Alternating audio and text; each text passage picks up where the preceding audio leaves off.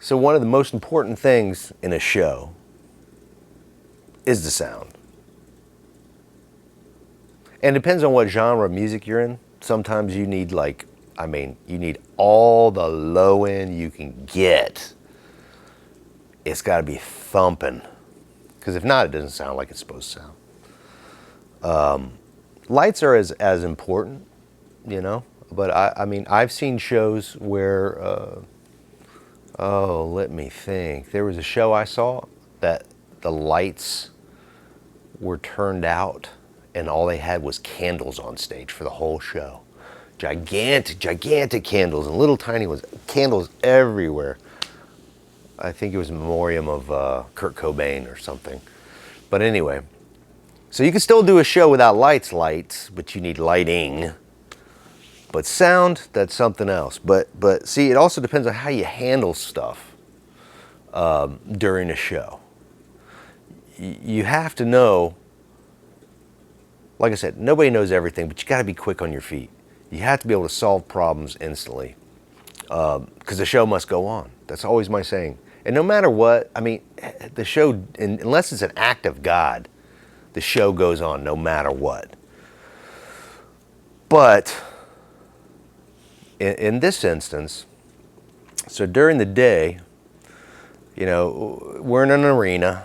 And there are these cable ramps that cover everything, cover the main, the main power, the 4-aught that's coming out, and that all goes to distribution and it's sent out. And in this particular tour, we had stage left and stage right, massive low end cabinets. I mean, it's just all the subs were everywhere. We had so many freaking power amps. Well, somebody, I guess, was trying to do us a favor.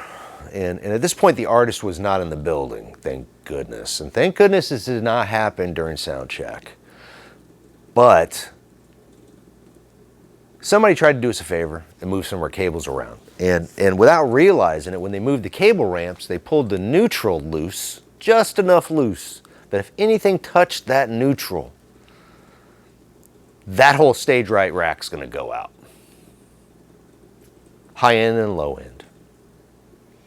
So I know that you can hear what this is leading up to. So here comes a forklift that just got done doing all the moving chair carts around out in the arena, setting up chairs, and all the chair people are out there doing their thing, and he's just tidying up, taking stuff. Well, he gets a little too close, just enough to jiggle that cable. The neutral falls out while they're checking the subs, and checking all the speakers. They're doing the high packs, mids, and lows. And I'm telling you, you would have thought they were doing pyro over stage right, man. You see flashes coming out from underneath the stage, and you see smoke coming out. Well, that was a whole rack of power amps to the sub. Devastating. So what do? You're like, probably an hour and a half from sound check, and you've got a major, huge hip-hop artist out there. Gonna be come rolling in the building, expecting everything to be perfect as usual, just like any artist. So I said to myself, what are we gonna do? I said, I got it. Boom. Called all my sound guys. Come on, okay, so guys, this is what we're gonna do. And it's gonna be time consuming. All spare cables. We're gonna split the rack stage left. We're gonna split the power to the subs. We're gonna use half the subs. They all look at me like, he's not gonna go for that. I said, he's not. He may feel it, but watch what happens. Wait till sound check. Artist comes in, hand him the microphone, goes up on stage, check mic 1, 2. Yo, check mic 1, 2. He says to me, yo, B, come here for a second. Okay. Something's not right.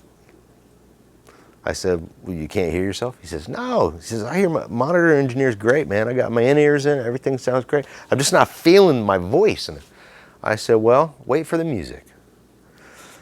So they get through half the song. He stops. Wait, hold on. Yo, B, come here. I said, okay.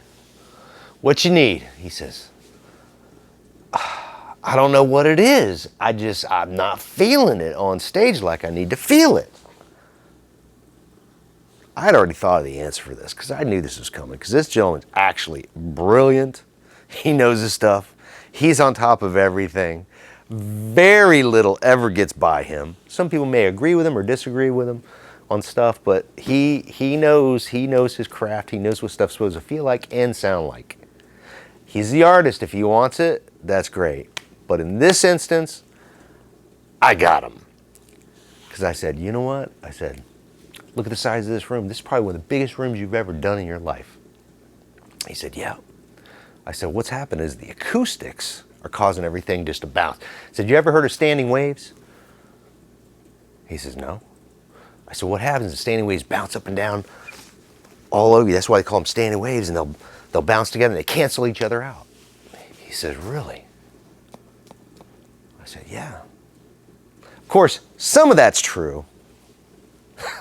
It's like if you're designing a studio and you want to get rid of certain frequencies and stuff, you set up RGBs here and there, you set up soundproofing, whatever, to cancel out certain stuff like that. But you know, there may be more delay, you know, a sound bouncing off in a big arena.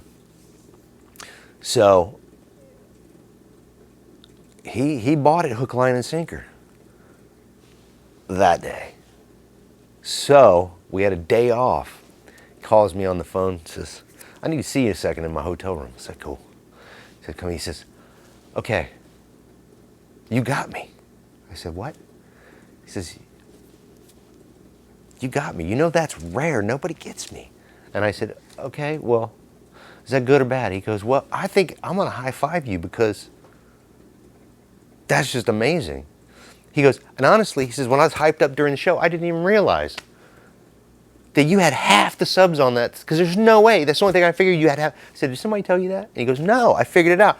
He says, I went on, I did my research about standing waves. I did my research about halls and the size of the halls and what type of material everything's made out of. If it's got, you know, high steel. And I'm like, how'd you know about high steel? He says, dude, I told you I was doing my research. I said, okay. And he goes, I can't be mad at you. He goes, you totally got me. He says, but just for future now, everything you tell me, I'm going to look you in the eye. And if I don't feel you're telling me the truth, man, you're in trouble. I said, oh, okay. All good. Well, I ended up working with him for 3 years. So I did my job until he decided to take a big break, but it's all good. It's all good.